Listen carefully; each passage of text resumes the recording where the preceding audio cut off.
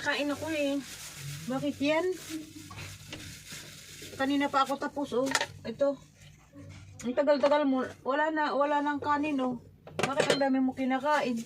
Nagugutom ako. Magtipid-tipid man lang. Nagtitipid nga ako, konti lang yung subo ko. Wala nang trabaho, eh. Kain ng kain pa. Kain din naman masama kumain na marami. Kapag marami kang kakainin, kailangan may trabaho ka din, ganun. Ay, kailangan talaga may trabaho bago kumain. Hindi na ako kain. Kasi walang trabaho. Oo, balik mo. Balik ko. Kunti lang. Ito na yung kakainin ko. Yan, ang dapat kainin. Kanina ka pa, dapat kanina pa. Ang kakainin lang, 3 kutsara. Hindi, wow.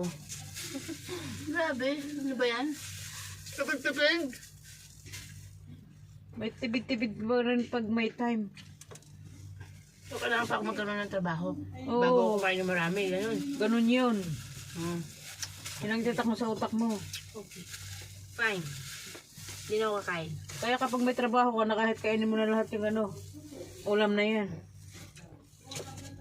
Para may susunod na kakainin tayo. Pero ngayon wala na tayong kakainin. Kaya uulamin pa sana yun ng 1, 2, 3, 4, 5 araw pa. Ay, binibilang isa lang naman yung kinain ko. Tipid-tipid ba? Tipid Ayun, na wala na. Wala na kinain mo. 10 na. Gusto ko piraso. dyan. Kanina ko pa tinitingnan eh. Pangalawa pa lang yan. Ito yung ulo oh. Kana lumusot.